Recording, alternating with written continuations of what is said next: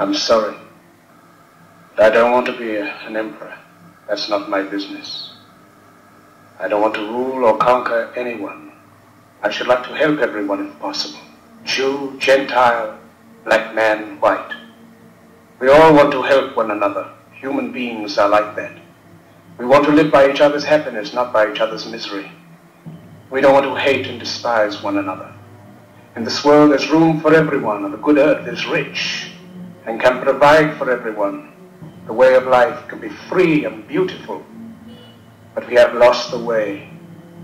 Greed has poisoned men's souls, has barricaded the world with hate, has goose-stepped us into misery and bloodshed. We have developed speed, but we have shut ourselves in. Machinery that gives abundance has left us in want. Our knowledge has made us cynical, our cleverness hard and unkind. We think too much and feel too little. More than machinery, we need humanity. More than cleverness, we need kindness and gentleness. Without these qualities, life will be violent and all will be lost. The aeroplane and the radio have brought us closer together. The very nature of these inventions cries out for the goodness in men, cries out for universal brotherhood, for the unity of us all. Even now my voice is reaching millions throughout the world, millions of despairing men, women and children, victims of the system that makes men torture and imprison innocent people. To those who can hear me, I say, the misery that is now upon us is but the passing of greed, the bitterness of men who fear the way of human progress. The hate of men will pass and dictators die, and the power they took from the people will return to the people, and so long as men die, liberty will never perish.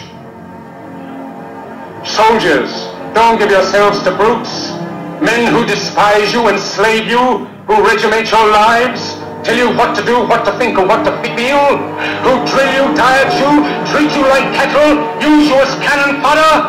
Don't give yourselves to these unnatural men, machine men, with machine minds and machine hearts. You are not machines, you are not cattle, you are men. You have the love of humanity in your hearts. You don't hate, only the unloved hate, the unloved and the unnatural.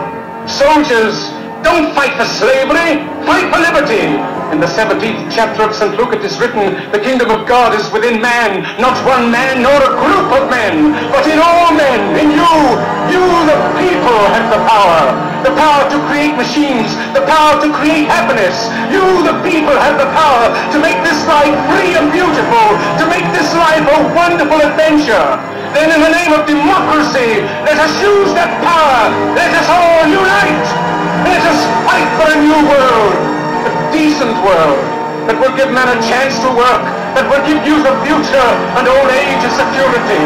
By the promise of these things, brutes have risen to power, but they lie. They do not fulfill that promise. They never will. Dictators free themselves, but they enslave the people. Now let us fight to fulfill that promise. Let us fight to free the world, to do away with national barriers, to do away with greed, with hate and intolerance. Let us fight for a world of reason, a world where science and progress will lead to all men's happiness. Soldiers, in the name of democracy, let us all unite! কি beautiful স্পিচটা। আজ 50 বছর হয়ে গেল great ডিক্টেটরের রিলিজের, কিন্তু আজও আমরা ধারে কাছে নেই মানুষকে বাঁচানোর জন্য। এত সুন্দর স্পিচের পর রোজ মানুষ মানুষকে মারছে, রোজ দেশে দেশে যুদ্ধ হচ্ছে, এখনও মানুষকে গৃহ ছাড়া হয়ে বন্দি হয়ে অন্য দেশে চলে যেতে হচ্ছে, যাকে রিফিউজি বলা হচ্ছে, রোহিঙ্গা বলা হচ্ছে। আমরা কোথায় এসে দাঁড়ালাম? এই লকডাউনের পরে আমরা কোথায় এসে দাঁড়ালাম যে আমরা একে অন্যের পাশেই দাঁড়াতে পারলাম না? বাবাকে রাস্তায় ফেলে চলে গেল, মানুষ হাঁটতে থাকলো 1800 কিলোমিটার হেঁটে পৌঁছে গেল। কি ওয়ান্ডারফুল দেশ ভারতবর্ষ, কোনো প্রতিবাদ নেই, আমরা জাগতে পারলাম না, পাড়ায় পাড়ায় আবার সেই হাসির রোল একটা পুজো হয়ে কেটে বেরিয়ে গেল। পূজা মণ্ডপে মানুষ বলল আবার করে আসবে মা দুর্গা। মা দুর্গা আমাদের মধ্যেই রয়েছেন, কোন বাড়িতে পাখা থেকে ঝুলে রয়েছেন, কোথাও না খেয়ে শুয়ে পড়েছেন। চার্লি চ্যাপলিনের এই স্পিচটা শুনে আমরা কি শিখলাম? আমরা হয়তো কিছুই শিখতে পারলাম না। একটা অন্ধকার থেকে আর একটা অন্ধকার, একটা গঙ্গা থেকে আর একটা পদ্মার কথাই বলে গেলাম। দুর্গা অসুরকে মারছে কেন, অসুর দুর্গার হাতে মার খাবে কেন, এটা নিয়ে প্রতিবাদ হচ্ছে, কিন্তু পাশের বাড়ির লোক না খেয়ে ঘুমিয়ে পড়ছে, সেটা নিয়ে কোনো প্রতিবাদ নেই। গ্রামে গ্রামে মানুষ মানুষকে মারছে, সেটা নিয়ে কোনো প্রতিবাদ নেই। শুধু কংগ্রেস তৃণমূল মারামারি চলবে, সিপিএম বিজেপি মারামারি চলবে, এইগুলো নিয়ে আমরা রোজ দেখব। কেউ 10 লাখ চাকরি দেবে, কেউ দেবে 19 লাখ। একে এক মিথ্যের পর আর এক মিথ্যে, এক মিথ্যের পর আর এক মিথ্যে, এই করতে করতে ভারতবর্ষ চলেছে নাকি সূর্যের দেশে। আমরা নাকি সূর্যের দেশ, আমরা নাকি সত্যের দেশ, আমরা নাকি ওমের দেশ, আমরা নাকি মহাভারতের দেশ, আমরা নাকি রামায়ণের দেশ, আমরা নাকি বেদের দেশ, আমরা নাকি প্যাদের দেশ, আমরা নাকি স্যাদের দেশ।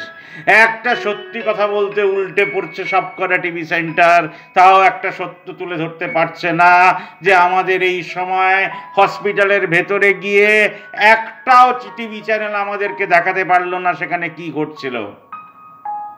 এমনও শোনা গেছে একটা ভদ্র মানুষের কিছুই হয়নি, যে সকালবেলা ঢুকেছে, সন্ধেবেলা বেরিয়ে গেছে হসপিটালে তার মৃতদেহ নিয়ে, সেটাও হ্যান্ড ওভার করা হয়নি। বলা হলো নাকি থুতু ফেললে করোনা ছড়ায়। মৃত মানুষ কি করে করোনা ছড়ালো তাহলে? তাদেরকে প্লাস্টিকে বন্দি করে কি করা হলো কেউ জানতে পারলো না।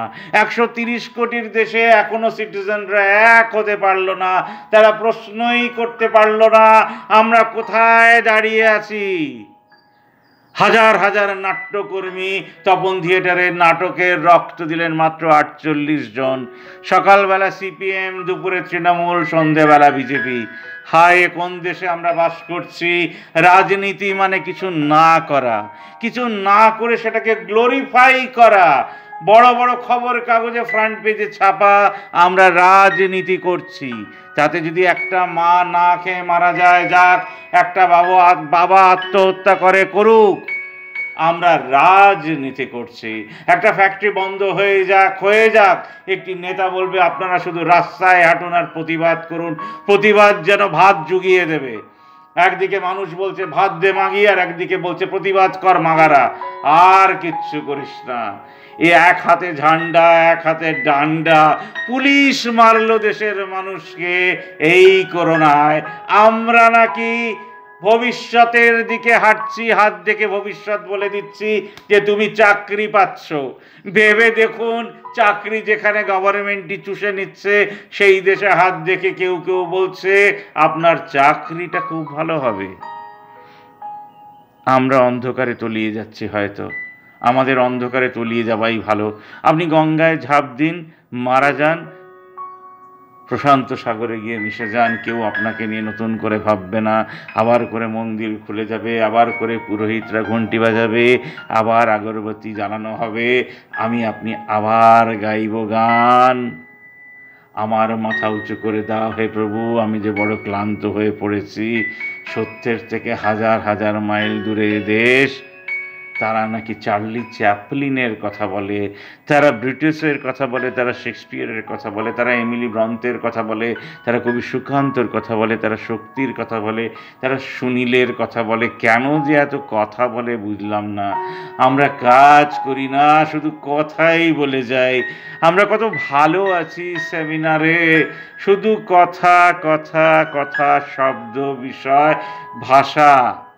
এখন 19 লাখ লোক ভাষা আন্দোলনে ডিটেনশন ক্যাম্পের ভেতরে, তাও কেউ কেস করলো না হোম মিনিস্টারের অ্যাগেনস্টে বা প্রাইম মিনিস্টারের অ্যাগেনস্টে, যারা বলছে ডিটেনশন ক্যাম্প নেই।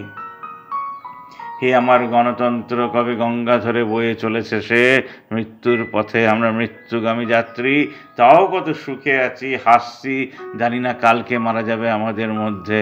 এখনও একটা পোস্টার লাগিয়ে বলা হয়নি আপনার কি খিদে পেয়েছে তাহলে আমাদেরকে কল করুন, আমরা আপনাকে খাবার পৌঁছে দেব। বলা হচ্ছে আমাদেরকে কল করুন, আমরা অ্যাম্বুলেন্স পাঠিয়ে 9,000 টাকা বিল করে আপনার করোনাকে ঠিক করে বাড়ি পৌঁছে দেব। আজকের নাটক এতটাই। এর পরেরটা আপনারা লিখুন, বড় বড় করে লিখুন, 10 পাতা লিখুন, 20 পাতা লিখুন, 30 পাতা লিখুন, 40 পাতা লিখুন, আর লিখতেই থাকুন, যত ইচ্ছে লিখতে থাকুন। পালাতে পালাতে মানুষ পালানোর কথা লেখে, কুকুরদের মতন চেঁচাতে চেঁচাতে কুকুর হয়ে যায় মানুষ। আমরা কি নতুন ভোর দেখতে পাবো, নাকি চার্লি চ্যাপলিনের মতন বকতে বকতে মারা যাব?